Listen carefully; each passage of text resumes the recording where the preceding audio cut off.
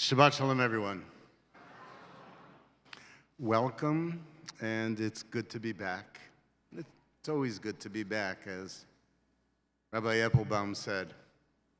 Every Shabbat is unique, that we know, and then every Shabbat has similarities with other Shabbatot. One of the things that's unique about this Shabbat is that it's warm in the sanctuary. It feels very unusual to look out at everyone in the sanctuary and see so many people fanning themselves, kind of like being at a Baptist church, right? Can I have an amen? All right. But I know some people are very relieved that it's warm here this morning. You're not.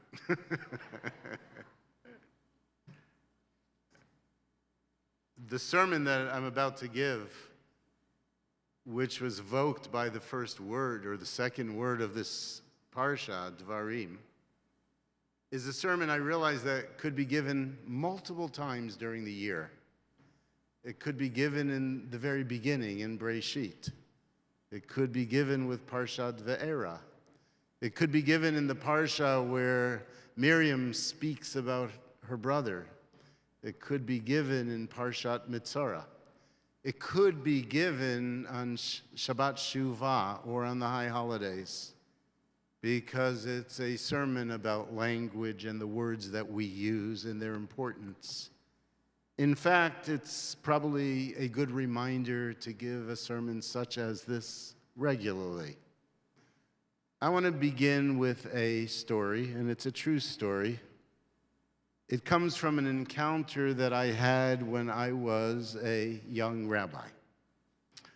And from that encounter, which seemed pretty trivial at the time, the importance of language and understanding what's being said and hearing what's being said was driven home. I was a new rabbi in northeastern Ohio in a small town, Warren, Ohio. And having come from the New York metropolitan area, growing up in Connecticut, there were some things that I yearned for. One of the things was water. When I grew up, we frequented the beach often. And the other thing that I missed when I was in Warren, Ohio, was the excitement and the culture and the pace of urban life. So whenever I had a chance to go to either Cleveland or Pittsburgh, I was in. Shortly after I arrived at my small shul, there was a meeting of the region of the Rabbinical Assembly at a large Cleveland shul, a shul that was known, and I guess is still known as Temple on the Heights. It's also called B'nai Yeshurun. And I think the language that's used for that particular synagogue says something about its self-perception. But in those days, I know that referencing that synagogue as Temple on the Heights carried more swag. Anyway, they had recently undergone a major, multi-million-dollar renovation. And I got to the meeting a little bit early, and there was someone in the synagogue who politely gave me a tour of this building and its renovations. And part of the tour was a stop in a very beautiful atrium. A beautiful, beautiful atrium that let a lot of light in, as atriums do, and how important that was in a place where the sun rarely shined. So this was a place that was created for receptions and for meetings. The light coming in and the plants there were all added to a very special aesthetic sense. The designer used colors that were very popular in the 70s, bright fuchsia and bright chartreuse. A number of weeks later, I met with a psychologist from Cleveland who had a specialization working with widows and widowers. She was a Harvard grad, and she had published extensively in this area. And she was going to be part of a series that I did on death and dying. And so I met her, and we went out for coffee, and she told me that I really had to get out of Warren to preserve my sanity. I had to go to a larger city. She asked if I had ever visited the Temple on the Heights. And I said, ironically, I was there just a few weeks ago. And then she asked me if I saw the gross atrium. And my response was, I don't know if I would go that far. Perhaps it's a little bit ostentatious. She withdrew a bit, and she said, Rabbi Steinhardt, Peter Gross was my father.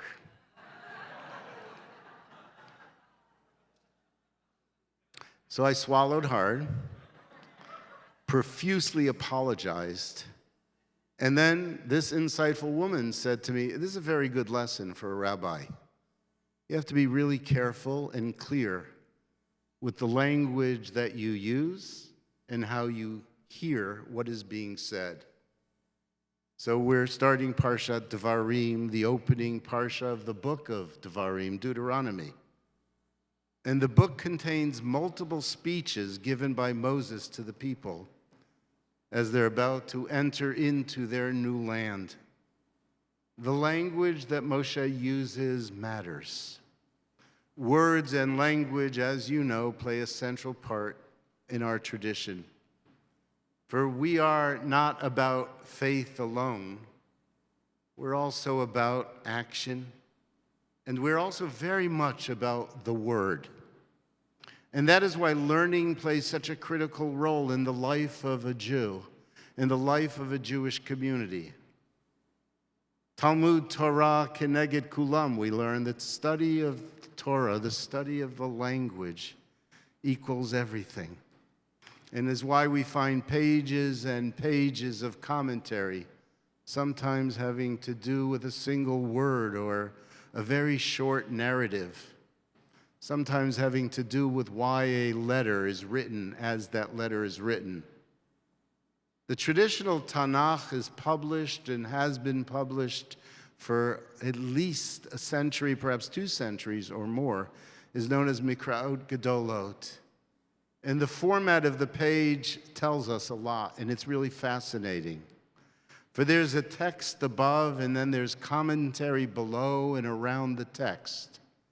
And so you might have a word or a sentence above the line, and then the rest of the page is filled with commentary. What does that word really mean? What does the sentence mean, and what was the intent of the audience?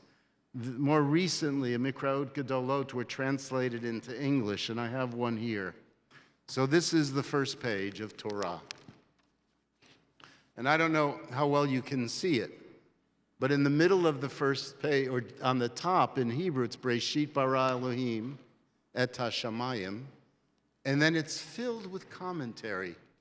Commentary that has to do with the very first letter of the Torah, and why the Torah was chosen to be written, begin with a bet. And then it goes on for pages without any more text, just commentary. Words in our own lives determine the nature of our relationships. I find that doing funerals is obviously something deeply emotional, heartfelt, something that contains a great deal of sadness, but something also that can be inspirational. Yesterday, I did 2 funerals for members of our congregation. And one of the funerals was for Danny Artsy. May his memory be for a blessing, and his family is here. And what I saw and what I heard from that family was how important the language that he used, the expressions which he had, the love that he expressed was to them, and how those words are engraved in their hearts, and those words will live on forever. Words determine the nature of our relationships. In traditional psychoanalysis, the analyst will sit on a chair, and there's a lot of humor about this, but it was a serious process, certainly a generation ago, behind the client who would lie on a couch and ask the client to begin to speak. And sometimes $500 later, the client would be the only one speaking. And the analyst would sit there saying, listening. The act of expressing oneself can serve as a vehicle for understanding. Our capacity to translate that which we feel into language is so critical for our relationships. And we also note that sometimes the ability not to say what we think is also important. But all of that is important in our consideration about language. When we misunderstand each other, tensions can arise and battles can be fought. I'm going to tell you another story. It took place around a little less than 15 years ago when Benjamin Netanyahu became prime minister. And there was a woman in this congregation who was Israeli but had moved to this area. She went to school with Bibi. And she was going to visit Israel, and she arranged to have a private meeting with her former friend, the former prime minister. She came to my office the week before she left. And she asked me, she said, "Is there anything you would want me to relay to the prime minister? I'd like to relay words from the rabbi of my synagogue." And I thought, what an opportunity. And I realized then, and I know now, and I've always known that my knowledge of strategy and military operations is very limited. My knowledge of policy is also relatively limited. But I do have some degree of specialty in communication and in language. And so I said to her then, 15 years ago, well, if you're offering, please communicate with Bibi the following from your rabbi. I realize that Israel is greatly challenged with its neighbors and with the Palestinians who live on the West Bank. I understand the needs for security and that he has to balance the different forces within his society. But as someone who pays attention to what happens in Israel and reads whatever I can about the situation, I note something. And I said to her, what I note is that he never speaks a language of empathy. He never speaks a language of peace. Now, mind you, these were different times, but some of those issues still remain. I said, we're people who were stateless, homeless, without autonomy for thousands of years. We know what that means. We know how much we struggled with that over the years. We know what it means to be powerless, with a sense that we have no control over our own future. And what we realized then and what we know is that everybody needs a home. All people need a homeland. And so without going into any specifics of security or policy or defense, I thought this language can go a long way, the language of empathy. For everybody needs to be heard. And that his language could make a difference. The words people speak are so critically important. Obviously important for our communication to be understood, to understand. It's true in the most precious and intimate settings in our lives, and it's certainly true in our communal life. It's true in the life of our nation and in our world. And that's one of the things that makes translation so difficult, because translations never communicate exactly what the writer or the speaker intends. We've learned that every translation is, in fact, an interpretation. Do you remember earlier in the text when God appoints Moses to be his spokesperson, the spokesman of the Hebrew people? Moses doesn't want to do it. And why? He says that he is a man of few words. He has a heavy tongue. And we learn from commentaries that he had a lisp and he was uncomfortable speaking. Yet also what we see is Moses didn't need a lot of words, but a few words. And the words he spoke remain etched in history, part of our tradition and part of the essence of who we are and what we respond to. One time I taught you the fact that the words of the magician are taken from Hebrew. I don't know if you remember. What are the words of the magician who makes something appear? Abracadabra. And that refers to the very first act of creation. Abra, I will create, from Breshit bara, Abra. In the beginning, God created. But how did he create? Kedabra, as in the word. And God said, let there be light. And through God's words, creation took place. I think there's another part in all of this also. It has to do with not just words and language, but it also has to do with the ways that we communicate. We can say the same thing to another in different tones, and those inflections make a difference in terms of the way they are received, because those inflections tell the other about the way we're feeling and what are our intentions. Sometimes our language can sound resentful and punishing. The same words spoken with kindness can bring somebody closer to us. I know we see this all the time in this synagogue. There are so many people here who speak with kindness and empathy, concern, and words of appreciation. And we hear it in their voices. And then once in a while, there's someone who speaks with a sense of expectation and privilege and judgment. And that, too, can be heard in their voices. So it all takes a sense of willingness.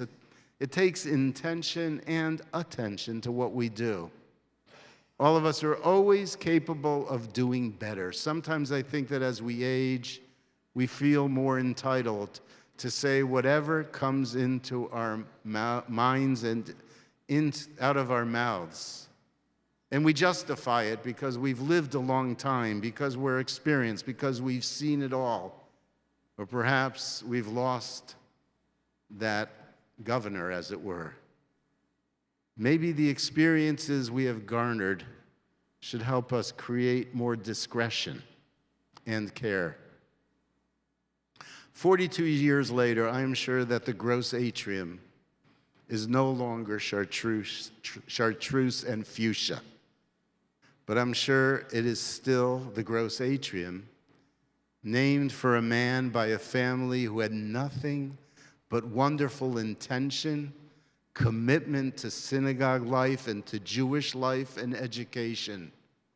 42 years later, your once young rabbi feels badly about his mistake in the interpretation of that language.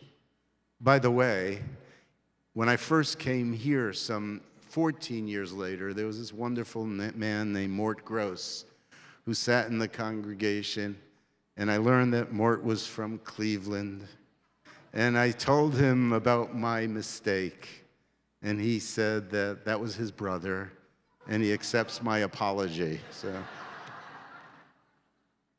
So let me begin to end with something that I have perhaps only done once before in all my years as a rabbi.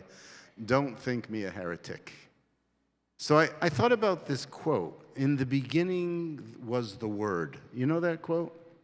In the beginning was the Word. How many of you know where it comes from? No? Okay. I didn't know where it came from. And so I Googled, and there I found the following. In the beginning was the Word, and the Word was with God, and the Word was God. And where did it come from? It comes from the Apostle John. Very good. Not one of ours, but his point is very well taken. In the beginning was the Word, and the Word was with God, and the Word was God. We understand that revelation took place through the Word. We know that we were and remain a Mamlechet Kohanim and a Goy Kadosh through the words we received, the words which obligated us to learn and to act. couple days ago at the rally in Philadelphia, Governor Josh Shapiro spoke first. And with great energy and extraordinary confidence and power, he said to those gathered, "I love you, Philadelphia." And he repeated those words again and again. And this young governor, but rather seasoned politician, he felt it. You knew that he felt it. And the people responded back and they said, "We love you." We know that he is one of the most popular governors in the country right now. And so as we go into Devarim, which sort of feels like the beginning of a season that's going to lead us to places of greater holiness, and in large part through our examination of our own words, we're going to go in and through the high holy days in this entire period. We have to look at ourselves and we have to examine the words we speak and how we say those words. I'm back from vacation on the very last day of vacation. When I said my goodbyes, before I could say anything, my granddaughter ran to me, she hugged me, and she said, "I love you, Papa, come back." She said that on her own. Oh, those words are in me. It's very good to be back, and I will tell you that I needed the time away. I'll also tell you that I missed you. And yes, I love this congregation. I love you. Shabbat Shalom.